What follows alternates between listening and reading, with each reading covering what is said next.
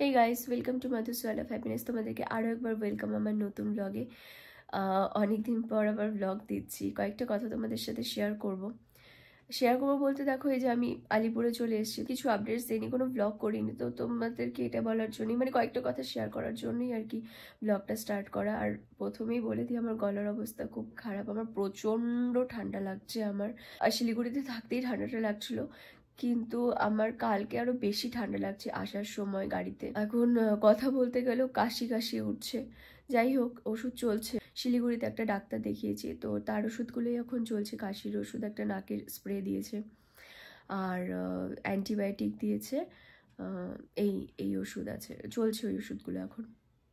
ওগুলো খেয়ে তো এখন কথা বলতে পারছি। আজকে সকালবেলা তো কথাই বলতে পারছিলাম না ঘুম থেকে উঠে। যাই হোক, তো আমি মাকে বলছিলাম যে মা, আমি একাই আসবো, কোনো অসুবিধা হবে না, কাউকে আমার সাথে করে কাউকে পাঠাতে হবে না। তারপর মা কিছুতেই আসতে দিল না, বলছে না, তোকে এইরকম সিচুয়েশানে আমি একা একা এইভাবে পাঠাবোই না, হয় তুই এখান থেকে কাউকে পাঠাবো, আদারওয়াইজ ওকে বল ও এসে তোকে নিয়ে যাবে। তারপর ওকে ফোন করলাম, তো ও তো বললো যে সোমবার দিন আসবে, মঙ্গলবার যেহেতু দোকানটা বন্ধ থাকে অসুবিধা হবে না, মঙ্গলবার দিন আমি চলে আসতে পারবো এখানে। তো সোমবার দিন ও এসছে, আমি মঙ্গলবার আমরা 12টার দিকে বেরোই। একটুর জন্য ওই যে জ্যামটার মধ্যে পড়লাম রাস্তায়, আমরা ট্রেন মিস করে যাই, যার কারণে আমাকে বাসে আসতে হয়। আমার যারা আগের ব্লগ দেখো জানোই যে আমার ভমিটিংয়ের প্রবলেম আছে, বাস গাড়িতে খুব কষ্ট হয়, খুব ট্যাবলেট খেলেও কষ্ট হয়। তো আমি মাস্ক পরে, তখন ট্যাবলেট খাইনি, মাস্ক পরে ভাবে এসছি, আর জানলার কাঁচটা বন্ধ করতে পারিনি। যদি জানলার কাঁচটা বন্ধ করতাম বাসে, তাহলে হয়তো ঠিক থাকতো, শরীরটা এতটা খারাপ হতো না। ওই যে জানলার কাঁচ বন্ধ করিনি, হাওয়া লেগে লেগে প্রচুর ঠান্ডা লেগে গেছে আমার। বাসে করে আমি একদম যাতায়াত করতে পারি না, মানে আমি খুব ঠেকায় না পড়লে কোনোদিনও বাসে উঠতে চাই না। মানে আমি ট্রেনে ভালোবাসি, আমাকে রিক্সা বললে রিক্সাতে ভালোবাসি, ভ্যানে বললে ভ্যানেও যেতে রাজি আছি, কিন্তু আমার কোনোভাবেই ওই বাস, তারপরে যে 4 হুইলারেও খুব কষ্ট হয়, আমার বমি হয়। বাসটা ছাড়লো হচ্ছে 1টার সময়, যেটা 4:30 5টায় পৌঁছে যাওয়ার কথা আলিপুরে, 6টার সময় পৌঁছালো। এত লেট, সেই 1টার থেকে 6টা অবধি বাসের মধ্যে, যার ভমিটিংয়ের প্রবলেম, মানে খুব ইরিটেট লাগছে, কষ্ট হয়েছে খুব। যাই হোক, কিছু করার নেই, ওইভাবে আসলাম। এসে ফ্রেশ ট্রেশ হয়ে সেদিন তো মানে আর কিছু ভালো লাগছিল না, আর ব্লগ করিনি ওই জন্য। আজকে ভাবলাম বিকেলবেলা বসে আছে, আমি তোমাদের সাথে কয়েকটা কথা শেয়ার করি। আমি আদিকে আসার সময় বলে এসেছি, বাবু আমি তো কালকে চলে যাচ্ছি, তোমার সাথে আবার কবে দেখা হবে? বলছি, তুমি কালকে কেন যাবে নিন্নি, কেন যাচ্ছ কালকে? আজকে আর কতদিন থাকবো সোনা, আমাকে তো এবার যেতে হবে। যাবে না নিন্নি, থেকে যাও না। যে না সোনা, আর কতদিন থাকবো বলো? বাড়িতে লোকজন আসলে ও খুব পছন্দ করে, এটা হচ্ছে আসল কথা। যে কেউ এলে ও তাকে যেতে দেবে না, থাকলে খুব খুশি হয়, এটাই। ডন বস্কোতে পড়ে, তো 6:30 7টার বাস থাকে, সকাল সকাল চলে গেছে ও। আর স্কুল থেকেও ফেরার টাইম হচ্ছে 1টা 1:30, এইসব টাইমেও বাড়িতে ফেরে। আমি 12টার সময় বেরিয়ে গেছি, ও নাকি বাড়িতে এসে আমাকে দেখেন, তারপর বলছি নিন্নি চলে গেল। আমার মনটা খারাপ আর কি ওর। পরে মা বলছিল যে মানে বাড়িতে এসে দেখেনি, ভাবছিল হয়তো দেখা হবে। আমি ওকে আগের দিন বলছিলাম যে আমি হয়তো তোর সাথে আমার দেখা হলেও হতে পারে। ওর মনটা খারাপ, নিয়ে চলে গেল। আগামীকাল হচ্ছে আলিপুরে ওর একটা ওই ব্যবসায়ী সমিতির থেকে স্পোর্টসের একটা প্রোগ্রাম আছে, আর ওটাতে প্রত্যেকবারই পার্টিসিপেট করে। তো কালকেও ওর একটা খেলা আছে। আমাকে অনেকবার করে বলছে কালকে কিন্তু ওখানে আমার সাথে তুমি থাকবে, কারণ জানি আমি বাড়িতে থাকলে একটু চুপচাপ থাকি, নিজের মতো, মানে মনটা ভালো লাগে না, নিজের মতো নিজে থাকি। তো বলছে না, তুমি কালকে আমার সাথে, তুমি মানে মাঠে ওইখানে খেলা টেলা হবে, ওখানে থাকবে। আচ্ছা ঠিক আছে, দেখা যাক, যদি যাওয়া হয় তাহলে তোমার সাথে ব্লগ অবশ্যই আমি শেয়ার করবো। এখন সব কিছু হয়তো ঠিক হয়ে যাবে আস্তে আস্তে, সময় লাগবে একটু। আর আমি ভাবছি কিনা তোমাদের সাথে কিছু আগের ব্লগ আছে ওগুলো শেয়ার করব, কারণ ওগুলো দেখলে তোমাদেরও ভালো লাগবে।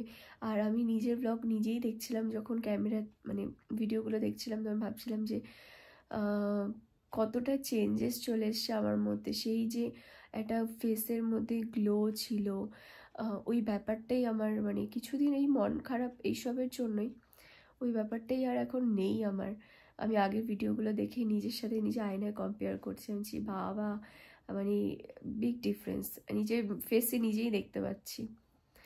আর আমার বাড়িতে একটা ওয়েট মাপার মেশিন আছে, আমার ন্যাচারালি যেরকম থাকে ওয়েট আর কি, যেটা থাকে সবসময়, ওটার থেকে দেখলাম 2 কিলো ওজন কমেছে।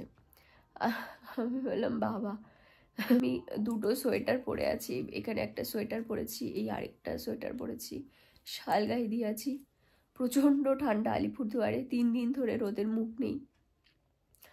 আর শিলিগুড়িতে নাকি কালকে প্রচুর ঠান্ডা পড়ছিল শুনলাম। আর আলিপুরে প্রচণ্ড ঠান্ডা আজকে কালকে পরশু চলছেই ঠান্ডা। শুয়ে বসেই কাটাচ্ছি, শরীরটা ভালো নেই তো, কিছু খাওয়ার দাওয়ারও মন যাচ্ছে না। ভাবছি একটু আদা দিয়ে চা করে চা খাবো। আর এখন তো বাচ্চা ঘড়িতে 7:30 মতন, 8টা বাজতে চললো। তো ও দোকান থেকে 8টা 8:30তেই আসে, ও দোকান থেকে চলে আসবে এখনই। সুখ দুঃখ নিয়েই জীবন। সুখ আসলেও যতটা আমরা আনন্দ উপভোগ করি, দুঃখ আসলেও সেটাকে মানিয়ে নিতে আমাদের কি হবে, তাই না বলো? একটু বেশি জ্ঞান দিয়ে ফেলছি না? না, জ্ঞান না, এটা হচ্ছে মনের কথা। তো এখন সামনে মা সন্তোষী পুজোটা একটা আনন্দ আছে। বাৎসরিক পুজো আমাদের বাড়িতে বিশাল মানে বড় করে আগে হতো, এখন তত বড় করে হয় না। যেরকমই হয় খুব সুন্দর করে পুজোটা হয়। তো ওটা নিয়ে এখন একটু তোড়জোড় চলছে, সবার মধ্যে আনন্দ।